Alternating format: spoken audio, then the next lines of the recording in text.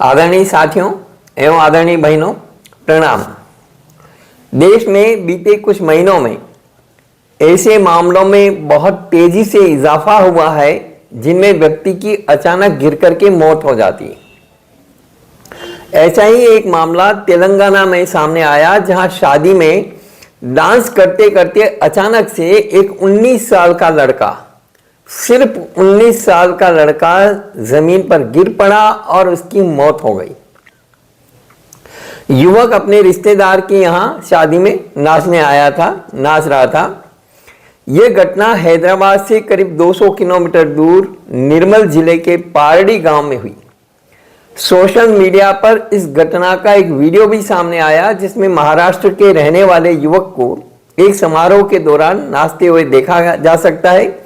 हालांकि कुछ ही देर बाद वह गिर पड़ा, जिसके बाद उसे अस्पताल ले जाएगा, जहां डॉक्टरों ने उसको मृत घोषित कर दिया। डॉक्टरों का कहना है कि युवक की मौत दिल का दौरा पड़ने से हुई। इससे पहले हैदराबाद में एक मजदूर को भी दिल का दौरा पड़ा। वह बस की तलाश में था और अचानक उसे दर्द हुआ सीने में और वह सड़क पर ही धड़ाम से गिर पड़ा। मौके पर मौजूद एक ट्रैफिक सिपाही ने, जिसका नाम राजशेखर था, उसने तुरंत सीपीआर दिया और उसकी जान बच गई। 20 फरवरी को हैदराबाद में एक हल्दी समारोह में एक व्यक्ति अचानक गिर गया और उसकी मृत्यु हो गई। पिछले साल गरबा के दौरान बहुत सारे लोगों की डांडिया डांस करते हुए या गरबा करते हुए दिल का दौरा पड़ा और तुरंत उनकी डेथ हो गई। अस्पताल ले जाने तक डॉक्टरों ने उसको मृत घोषित कर दिया। 23 फरवरी को एक 24 वर्षीय कांस्टेबल की मौत एक जिम में कसरत करते हुए हो गई। कसरत करते करते वो गिर पड़ा और वहीं उसकी डेथ हो गई। उदयपुर में भी सप्ताह भर पहले एक 35 साल के युवक घर में ही खड़े खड़े बात कर रहे थे। घर में हंसी मजाक चल रही थी और अचानक गिरा और हॉस्पिटल ले जाने से पहले ही दम तोड़ दिया। ऐसी बहुत सारी घटनाएं तेजी से बढ़ गई है और बढ़ रही है। मजदूर की जान इसलिए बच गई क्योंकि ट्रैफिक सिपाही राजशेखर ने तुरंत उसको सीपीआर दिया, लेकिन बाकी मामलों में किसी को भी सीपीआर नहीं दिया जा सका, क्योंकि कार्डियक अरेस्ट की इतनी घटनाओं के बावजूद आमतौर पर लोगों को सीपीआर देना नहीं आता। यह बड़ी विचित्र बात है। लॉकडाउन से पहले जहां जहां पर भी मेरे हेल्थ केयर सेमिनार हुए, मैंने हर जगह सीपीआर देना बताया है कि सीपीआर कैसे देना चाहिए और सीपीआर देने के बाद तुरंत कैसे काम करना चाहिए। इस पर हमने वीडियो नहीं बनाया, इसलिए आज हम पहली बार इस पर वीडियो बनाना चाहते हैं और आपको बताना चाहते हैं कि सीपीआर देना तुरंत हर घर में आना जरूरी है। परिवार के हर सदस्य को मालूम होना चाहिए कि सीपीआर कैसे दिया जा सकता है, क्योंकि यह घटना किसी के भी साथ कभी भी हो सकती है। तो आज हम सीपीआर की, कार्डियक अरेस्ट की बात करना चाहते हैं और इसके बारे में विस्तार से समझना चाहते हैं और समझाना चाहते हैं कि सीपीआर कैसे देना और कितना जरूरी है सीपीआर देना और सीपीआर से कैसे बंद सांसें वापस से लौट सकती हैं। इससे पहले कि हम सीपीआर देना सीखें, ये हम सब लोगों के लिए जान लेना ज्यादा जरूरी है कि ये कार्डियक अरेस्ट होता क्या है और किनको ये कार्डियक अरेस्ट हो सकता है। कार्डियक अरेस्ट के लक्षण क्या हैं? अचानक अप्रत्याशित तरीके से दिल का काम करना बंद हो जाना, सांस न ले पाना और बेहोश हो जाना, यह है कार्डियक अरेस्ट। कार्डियक अरेस्ट होने पर दिल अचानक ही धड़कना बंद हो जाता है। जल्दी उपचार के बिना व्यक्ति की मृत्यु भी हो सकती है। कार्डियक अरेस्ट हुआ, आप एम्बुलेंस का इंतजार करेंगे, एम्बुलेंस को फोन करेंगे और करेंगे, जितने काफी समय निकल जाएगा। यदि आपको कार्डियक अरेस्ट हुआ है किसी को भी और आपको सीपीआर देना आता है, तो तुरंत आप सीपीआर देंगे तो एम्बुलेंस के आने तक उसकी सांसें हो सकता है कि वापस से लौट जाए। हमारा हार्ट ब्लड पंप करना बंद कर देता है, इससे हमारे सेल्स को आवश्यक ऑक्सीजन नहीं मिल पाती है। सेल्स में ऑक्सीजन की कमी के कारण अचानक कार्डियक अरेस्ट हो सकता है और यह जानलेवा स्थिति है। अगर तुरंत मदद मिल जाए तो रोगी के बचने की संभावनाएं बहुत ज्यादा बढ़ जाती है। हार्ट अटैक और कार्डियक अरेस्ट में बेसिक अंतर यह है कि हार्ट अटैक कोलेस्ट्रॉल की मात्रा बढ़ने और धमनियों में इस कोलेस्ट्रॉल के कारण ब्लॉकेज होने के कारण होता है, जबकि इस ब्लॉकेज की वजह से ब्लड सप्लाई में बाधा आती है और हार्ट अटैक होता है। जबकि कार्डियक अरेस्ट हार्ट के इलेक्ट्रिकल सिस्टम में एक तरह का एरर आने की वजह से होता है। पूरा एक इलेक्ट्रिकल सिस्टम होता है हार्ट के अंदर, उसके अंदर जरा सा भी एरर आ गया तो आपको कार्डियक अरेस्ट हो जाएगा, जो तुरंत सीपीआर देने से वो एरर दूर हो सकता है और धड़कन फिर से चालू हो सकती है, जिसकी बहुत ज्यादा संभावना है। इस आपातकालीन स्थिति में तत्काल मुंह से कृत्रिम सांस सीपीआर या विशेष मशीन डिफिब्रिलेटर से सीने पर बिजली के झटके देने की जरूरत होती है, लेकिन बिजली के झटके आप नहीं दे सकते, आप सीपीआर ही दे सकते हैं। हमारा दिल हमारे शरीर के सबसे कठिन अंगों में से एक है। इसका मुख्य कार्य ऑक्सीजन युक्त रक्त को पूरे शरीर में पंप करना। कार्डियक अरेस्ट तब होता है जब दिल अप्रत्याशित रूप से काम करना बंद कर देता है। यह आमतौर पर दिल में विद्युत गड़बड़ी, इलेक्ट्रिकल सिस्टम जो होता है हार्ट में, उसमें गड़बड़ी के कारण होता है, जो अनियमित दिल की धड़कन का कारण बनता है। यह हृदय की पंपिंग क्रिया को बाधित करता है, जिससे शरीर में रक्त प्रवाह एकदम से रुक जाता है। यदि तत्काल उपचार ना दिया जाए तो व्यक्ति की जान का खतरा होना संभव है। कार्डियक अरेस्ट इसी को कहते हैं और कार्डियक अरेस्ट के बारे में ये सारा जानकारी सबको समझनी चाहिए कि सीपीआर कितना जरूरी है। घर घर में हर व्यक्ति को सीपीआर देना आना चाहिए।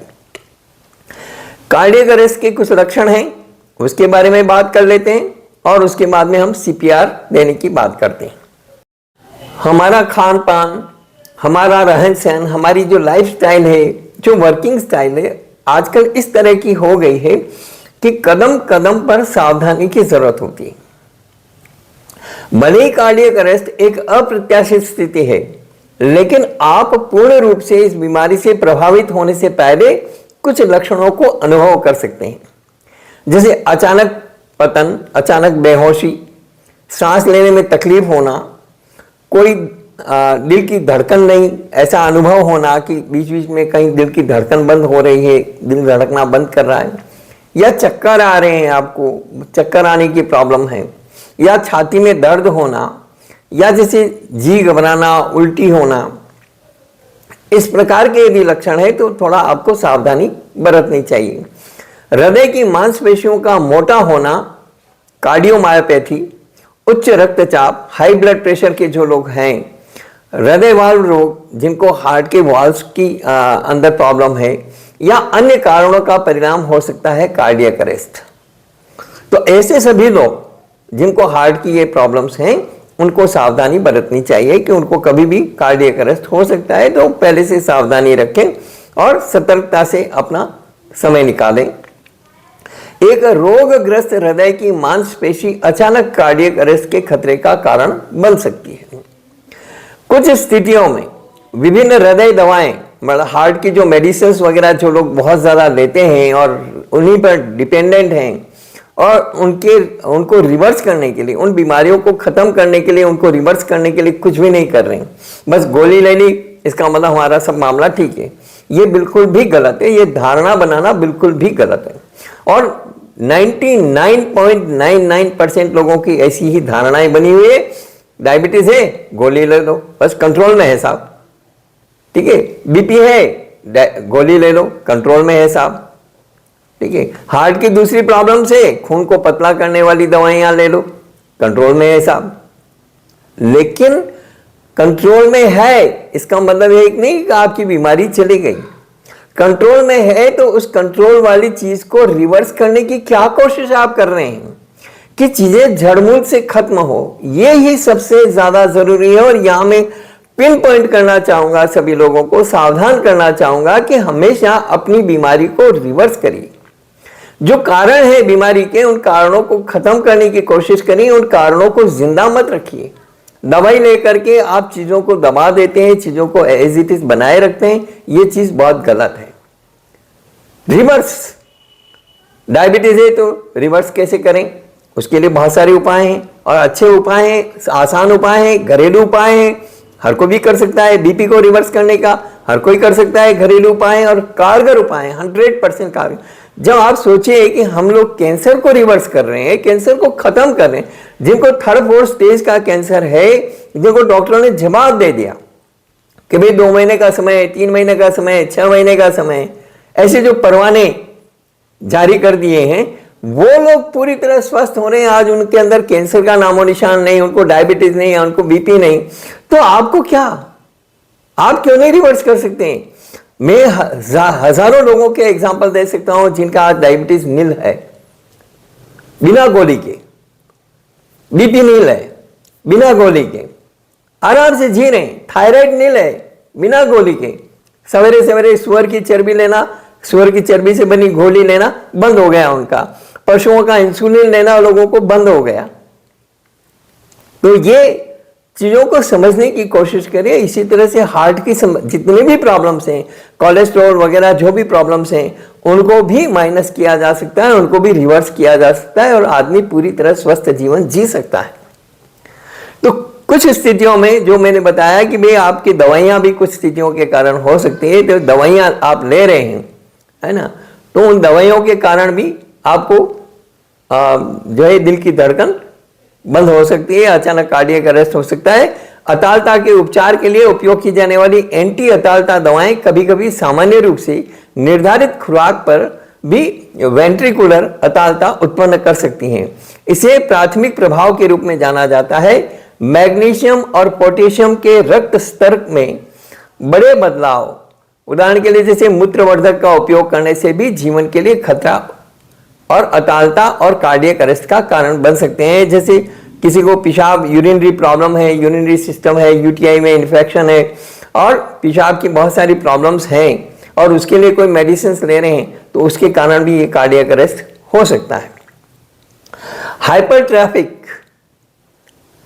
कार्डियोमायोपैथी आमतौर पर विरासत में मिला और अक्सर इसका निदान नहीं किया जाता। ये युवा लोगों में एससीए का सबसे आम हृदय संबंधी कारण है। बहुत सारे लोगों को जो पेरेंटल डिजीज है वो विरासत में मिलती है, तो उसके कारण भी प्रॉब्लम है। हृदय के निचले कक्षों में पेशीय कोशिकाएं, जिन्हें निलय कहा जाता है, वो मोटी हो जाती हैं। ये असामान्य हृदय ताल पैदा कर सकते हैं और खास करके व्यायाम के दौरान तो उनको कार्डियक अरेस्ट हो सकता है। इसी प्रकार से अन्य प्रकार के जो बाल चिकित्सा कार्डियोमायोपैथी भी कार्डियक अरेस्ट का एक कारण बन सकता है। कोरोनरी धमनी असामान्यताएं, उनमें जो असामान्यताएं हो जाती है ना, इरेगुलरिटीज हो जाती हैं, उसके कारण भी दिक्कत आ जाती है। जिस तरह से कोरोनरी धमनियां दिल से जुड़ती हैं, उससे व्यायाम के दौरान हृदय की मांसपेशियों को रक्त की आपूर्ति कम हो सकती है और कार्डियक अरेस्ट हो सकता है। ब्लड को पंपिंग के लिए ब्लड पूरा चाहिए और ब्लड में कमी आ गई, ब्लड पंपिंग पूरा प्रॉपर वे में नहीं हुआ तो दिक्कत आएगी। मेरा हीमोग्लोबिन 4.5 हो गया था, डॉक्टरों ने कहा इमीडिएट 4 यूनिट ब्लड चलाना है। मैंने मना कर दिया, मैंने कहा मैं तो दवाइयों के सौगन है, मैं तो कोई दवाई लेता भी नहीं और मैंने घर में पूरे परिवार में सबको जिम्मेदारियां दे रखी है कि मुझे न तो किसी हॉस्पिटल में ले जाया जाए और न मेरी को किसी प्रकार की दवाई दी जाए। मैंने अपने आप को रिकवर किया। मुझे मालूम था कि यदि मेरा जो है हार्ट बराबर पंप नहीं किया और मेरा खून की इतनी कमी हो गई है तो ब्रेन हेमरेज हो सकता है, हार्ट फेल हो सकता है और किडनियां फेल हो सकती है। लेकिन मैंने अपने आप को बहुत संयमित और संतुलित तरीके से मैनेज किया और सारी चीज़ों को रिकवर करके और अपना हीमोग्लोबिन भी बढ़ा लिया, ब्लड भी नॉर्मल कर लिया, सब कुछ कर लिया। तो ऐसा सभी व्यक्ति कर सकते हैं, केवल मेरा ही ठेका नहीं है। मनोबल होना चाहिए अपना और प्रॉपर वे में लाइन ऑफ एक्शन होना चाहिए। तो ये आप हमेशा ध्यान रखिए। कोरोनरी धमनी की असामान्यता वाले युवा आमतौर पर उनके साथ पैदा होते हैं, लेकिन जब तक वे बड़े हो जाते हैं तब तक उन्हें कोई लक्षण दिखाई नहीं देता और बाद में अचानक से हार्ट अटैक हो जाता है। प्राथमिक अतालता संरचनात्मक रूप से सामान्य दिल वाले लोगों में अचानक कार्डियक अरेस्ट कभी कभी अनियंत्रित आनुवंशिक स्थितियों के कारण हो सकता है जो हृदय के विद्युत आवेगों को प्रभावित करते हैं। इलेक्ट्रिक सिस्टम जो हार्ट का है उसको जो है उसमें कहीं न कहीं बाधा डालते हैं तो उसके कारण गड़बड़ हो सकता है। जो लोग शराब का अधिक मात्रा में सेवन करते हैं उन युवाओं में भी कार्डियक अरेस्ट का खतरा ज्यादा होता है। हृदय की मांसपेशियों के आनुवंशिक विकार जिनमें हाइपरट्रॉफिक कार्डियोमायोपैथी और अतालताजनक कार्डियोमायोपैथी शामिल है, कार्डियक अरेस्ट का कारण बन सकते हैं। ये सब छोटे मोटे कारण हैं, सारे मिलाकर के मैंने आपको स्पष्ट किया कि कार्डियक अरेस्ट के क्या कारण हैं, क्या लक्षण हैं और किस तरह से आपको अपना बचाव करना है। अब हम चलते हैं कि किस प्रकार से सीपीआर देना चाहिए।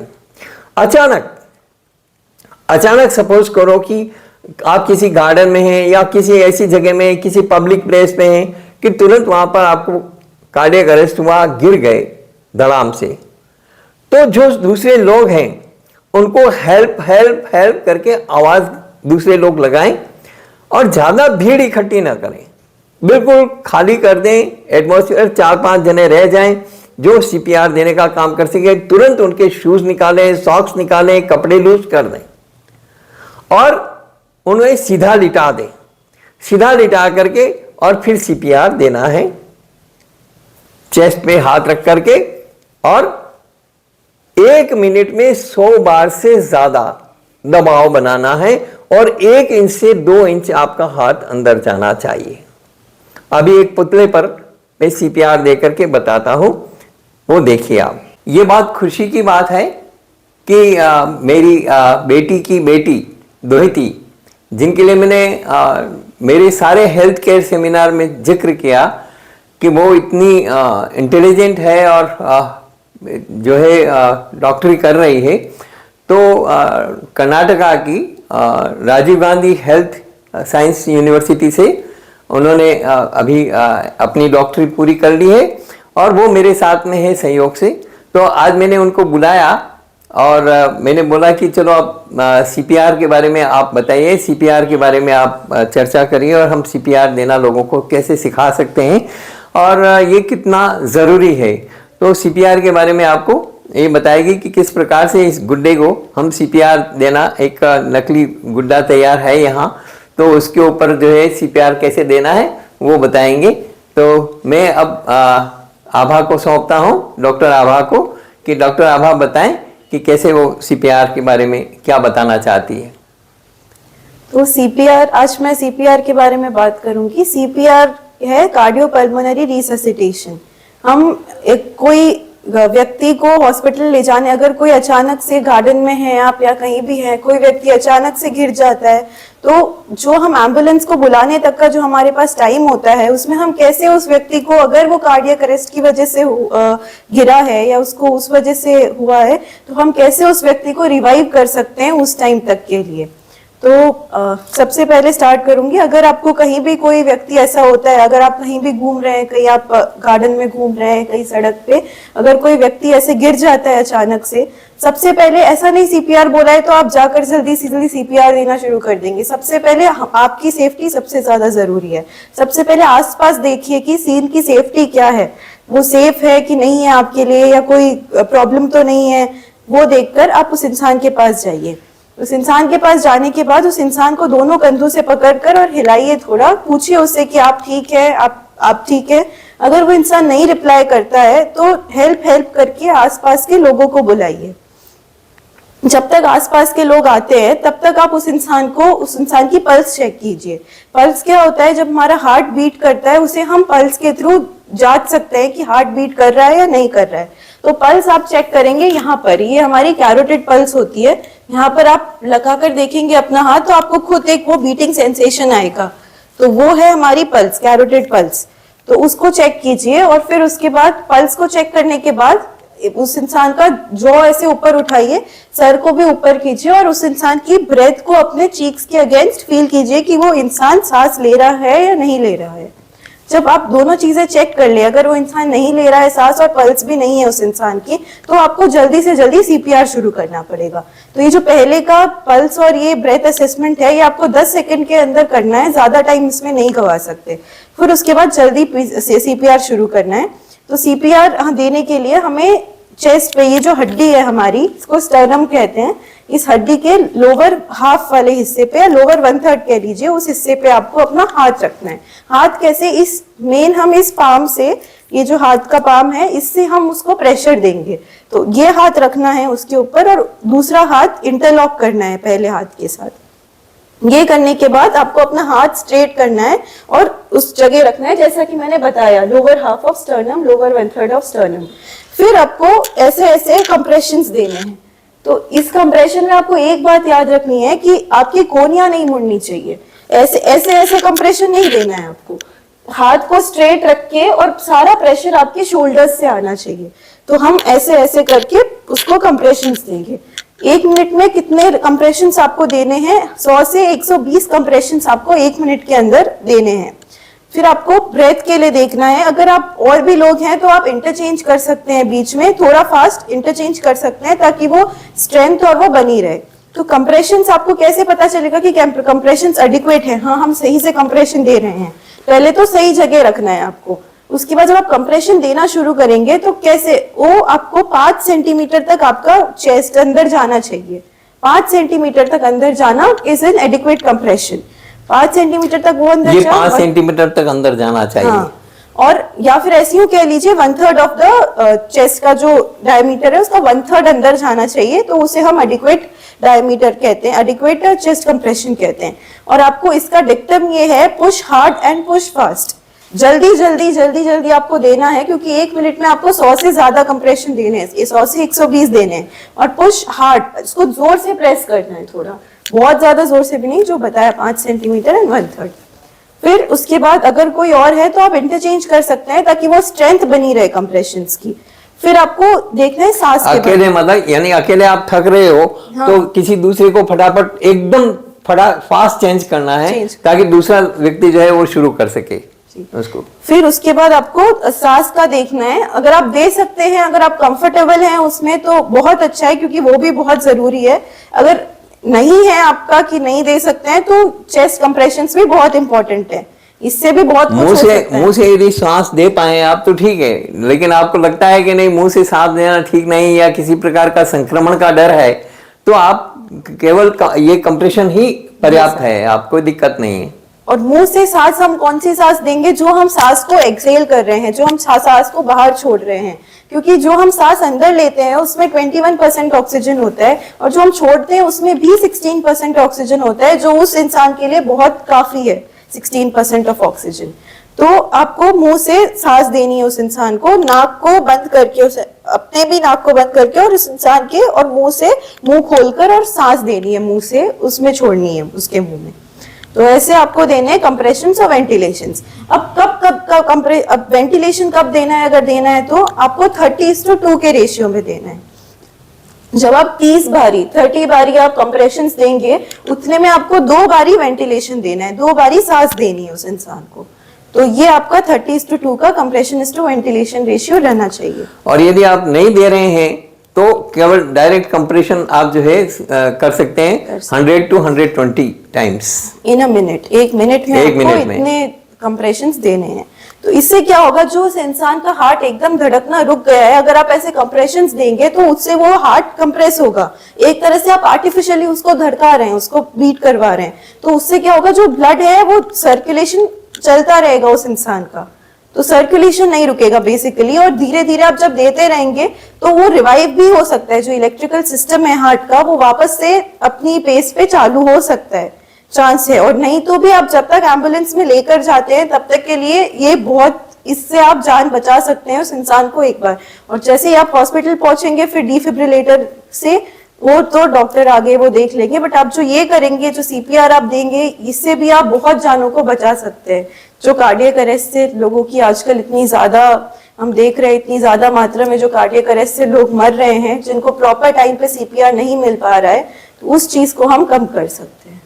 इसी तरह से यदि आपका सीपीआर देने से व्यक्ति की सांसें लौट आती है और व्यक्ति उठ करके बैठ जाता है, तैयार हो जाता है, क्योंकि कई बार ऐसा हो जाता है और घर में भी ऐसा हो जाता है, तो आप उसको तुरंत, एक व्यक्ति दूसरा जो है घर में लौंग और तुलसी का पानी गर्म करे, 8 लौंग और 8 तुलसी का पानी गर्म करे, 1 गिलास पानी बॉईल करे, पानी आधा रह जाए, छान करके गुनगुना जो है यदि व्यक्ति उठ करके बैठ जाता है तो उसको पिलाया जा सकता है। इसी तरह से काली मिर्च का पानी पिलाया जा सकता है। इसी तरह से उसको 1 मुट्ठी अखरोट खाने को दिया जा सकता है कि ताकि जो है खून उसका पतला हो और शरीर में गर्माहट आए। मीनवाइल पाँव में जो है पाँव के तलवों में भी मालिश की जा सकती है, उसके हथेलियों में भी मालिश की जा सकती है। इस तरह से करके काफी लोगों की जिंदगियां बचाई जा सकती है।